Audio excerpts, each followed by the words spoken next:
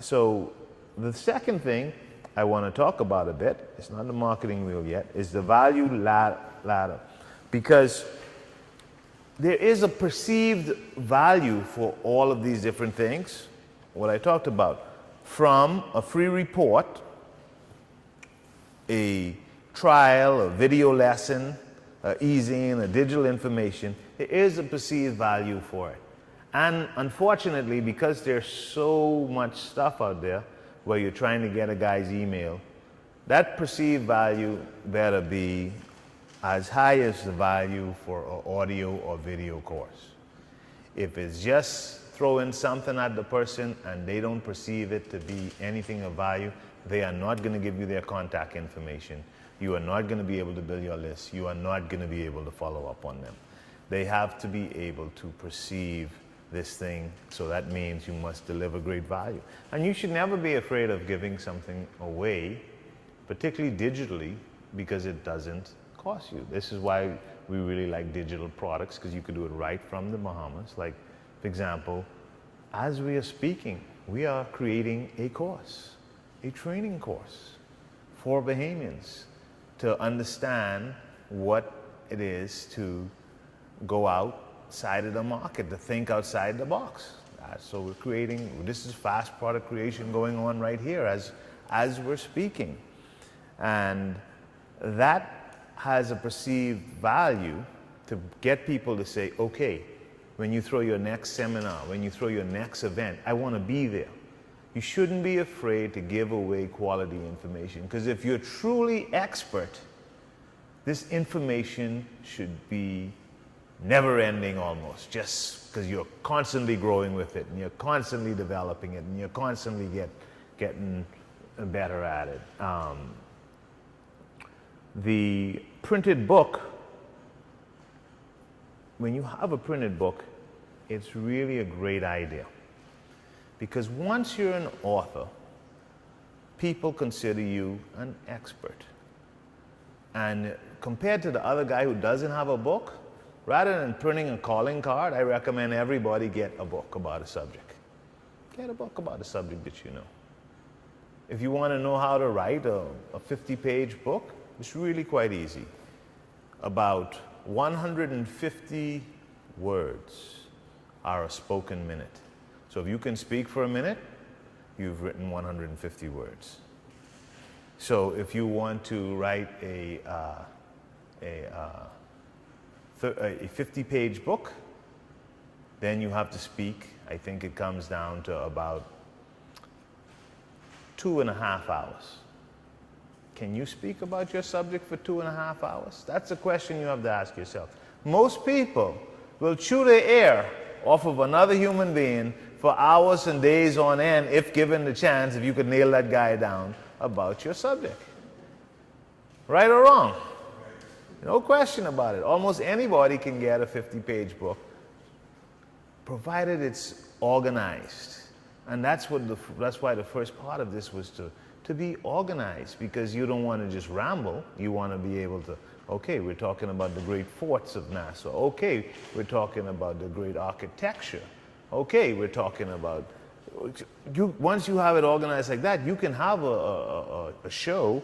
If you're a radio show or DJ or what have you, you can speak for a long time about classical music and how people react to it and how it would be the life of the party. Right or wrong? Absolutely. So, but when you have a book and you present yourself as the expert with the book, then you are indeed the expert. I know this so well from personal experience. I know this so well from personal experience. I rose to the top of one particular martial art because I wrote that book. I was a kid comparatively to other people who had been in it. Of course, I stuck around many years longer. The teacher died in '99, but between '91 and '99, I went from some instructor that nobody had ever heard of in the outskirts of it to his right-hand man and the keeper of the lost art. Because I was keeping the lost art, because I wrote the books on it. So I'm the expert. I was just in Boston a couple of weeks ago, and they picked me up at the airport, and we're driving, and I said, well, let's get a bite to eat. What's good local fare here? In other words, what's cheap? And the guy took me to this place, and at the end, after we had eaten, had a good conversation, I went to pay. He says, no, you don't pay for your lunch. I'm having lunch with a legend. I'm thinking to myself, oh, I need to let this guy talk to my wife. But in his mind, in that little community, I was the rock star. I was the guy that you pick up from the airport and all that stuff. And so can we all be. Because if I can do it without any massive skills or any thing, everybody can absolutely do it, provided they follow this. So the printed book, don't think of printing the book. One thing that authors want to say is, I want to be in every bookstore in the States. I want to be in Barnes and Noble, and those days with Borders. But when you go through all of the, Walmart was another one that carried it through for me. When you go through all of this hassle, and you go through those distributors, and those distributors go bankrupt on you, and they owe you thousands of dollars, and they never pay you for those books that sold, it's really, really empty. It's really, really empty. However, in your direct market, like this guy here, who actually was my client as well as the guy taking me out to lunch, he bought my book in a Minnesota second. You know, he just bought the book, and so did everybody else that I was giving the seminar to. And in fact, I have to get another printing because they ordered so many books. It was a place of instructors that it is now the standard manual for everybody. And I can tell you that printed book has a perceived value, but the greatest part of the perceived value, even though you may not make the dollars from it, is your expertise. That's your big calling card. Next is an audio or video course. If you can do an online course, it is just a higher level of perceived value. And coming out of that is some kind of home study kit. This is really great for the do-it-yourselfers. There are so many do-it-yourselfers out there because people don't want to be handheld and coached, and a lot of people want to, let's say they want to take a field trip into the Bahamas, and they're coming from outside. Yes, you could sell your services as a guide. That's very possible. But you could always, also even better, is how to be your own guide. So the guy is an expert before he arrives. He knows where to go. He knows the routes to take. He knows, it looks like he's already been there. How much more valuable is that than lining up to take a guide? You know, I mean, I'm just shooting off the cuff here, but there's a lot of ways you can package your product. But one of the ways is selling that to that do-it-yourself market, that home study kit. And once you've done your fast product creation and you've transcribed and you get it to an audio, and then you got it in a DVD because you stood in front of the fort and you did a tour of the fort or whatever, and then you get it into a book format and you package them all together. And then here's what you do. You certify it. You certify it. Because once the person feels that they are a certified guide, now where the certification comes from, who knows? But it comes from you. That's where it comes from.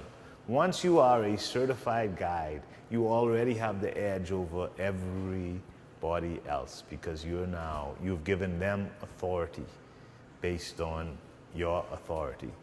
And that's one of the things that make a home study kit have a very higher perceived value.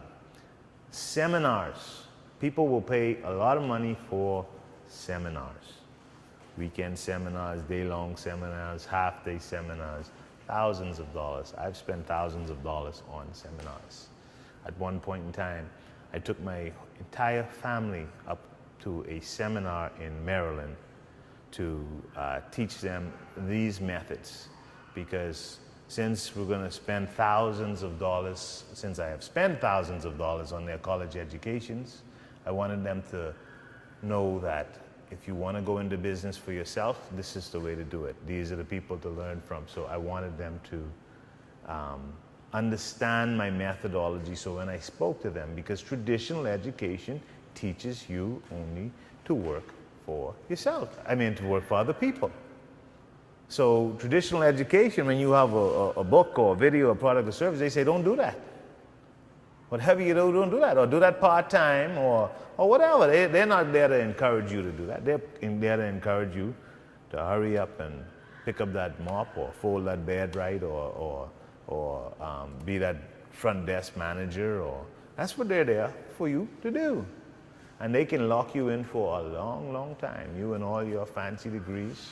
You could wake up 30 years later and you're looking at them same fancy degrees and you ain't got nothing, while your ideas were dying inside of you. So seminars can be a great thing for you to put on or to be a part of. So what you look at is like-minded groups, and if they need a speaker, for example, since you are an author, you are now a person who's qualified to speak to these historical societies, or to, they have in the business of DJing convention while you wrote the book and what have you, and you're qualified. You're this guy they're looking for because people are reading your stuff and you're qualified to speak. And so that's how you get your seminars. You don't go there necessarily to be the only guy, but normally as a group of guys get together to do it. Webinars, you're here. Your clients are all over the place. Well, guess what? You don't necessarily have to fly to them. The technology, of course, exists today where you can give a historical lesson live with questions for a certain amount of people. You can do live streaming. You can do all kinds of things thanks to the internet. You can do webinars. We did a webinar once. We had created this product called Opt-in Tunes. You know, where the whiteboard drawings, that type of product. Well, for a while that came out, it was really hard to do. It was really hot. And so we did a product to people on how to do their own whiteboard drawing. How to get the lighting right, how to get all of these different things that we had learned how to do it. And then we put it in a webinar format, and people could just log into that webinar, and they would think the webinar was going on live, and they have all that kind of software there, and you sell that. And if people want that information, you can sell that to them. Like a seminar, but that you're not actually there. The next level of this perceived value, and you notice in my ladder, the perceived value gets bigger and bigger and bigger, is one-on-one coaching. Private lessons in terms of martial arts, violin teachers, private lessons. You know, you would pay more, academics, you would pay more for a private lesson than you would for a group lesson. And this is what one-on-one coaching, and they have coaches in everything. Coaches for guys who can't get past a certain point to sell, coaches for CEOs, coaches for small business owners, coaches for just about everything. We think of coaching we often think of it as just a sport thing, but it's not a sport thing. What coaching is to get you to the next level through the use of a person. And people will pay for one-on-one coaching, but they only pay experts for one-on-one coaching. They don't want anybody to be their one-on-one coach. So if you have a service or a product and somebody wants to learn how to do this, and you've done it already, well, you want to learn how to do it, you come to me. Well, it's going to cost you. Okay, you don't want to pay? Well, then you don't want to do it. Then try one of my books or videos or something like that. So all the way down the ladder, you have different things that can help people. That can help people. The done-for-you service, some people, it's too hard to do everything. It's just too hard. They don't have the time, they don't have the ability, they don't know how to touch a computer, too busy, many different things. And so done-for-you services are really also have a high perceived value, because rather than telling you how to do a video, you do all the videos for the person. Or in the case of some people, the done-for-you is a finishing job. When Paco spoke, he spoke about that. It's done particularly with video editing, book editing, because the guy gets it to a point and then he says, you know, after he's crashed his computer 5 or 6 times, he says, okay, enough of this. Let me find somebody to finish this for me or to do it for me. And if you are the one providing that service, then you can reap the benefits of it. And perceived value, the highest level is what is called a mastermind group. And quite frankly, I'm going to speak a little bit more about this at the end, but this is what we hope to gain from these type of meetings, to get a group of like-minded people in different industries and to lend support to them to go out and tackle these different industries. I belong to a mastermind group for the last 3 or so years with some guys in California. Florida is one of them. Somewhere in the Midwest is another one of them. And they all have different things. One of them is a funeral director. So I thought to myself, what in the world am I going to learn from a funeral director? But believe it or not, that's a pretty competitive business. Like one thing that this guy did was he bought up all the URLs, the website things of his competition. So if you look up, you know, Bethel Brothers Funeral Home, right? You come to his site. If you look up, you know, Steve's Mortuary, you come to his site. So, I mean, I thought that was incredibly clever, because he ends up getting all of these guys' business of people who are searching for them on the internet. But I mean, it's things like that that you wouldn't think of in your industry that you can use from another industry. And since we're all in different industries, there's no real competition. And we're across, but we meet once a month by Google Plus, and then during the course of the month we might send each other a note or ask each other a question, and it's led by one guy who's, I think, is doing a fantastic job. So this is the value ladder is extremely important.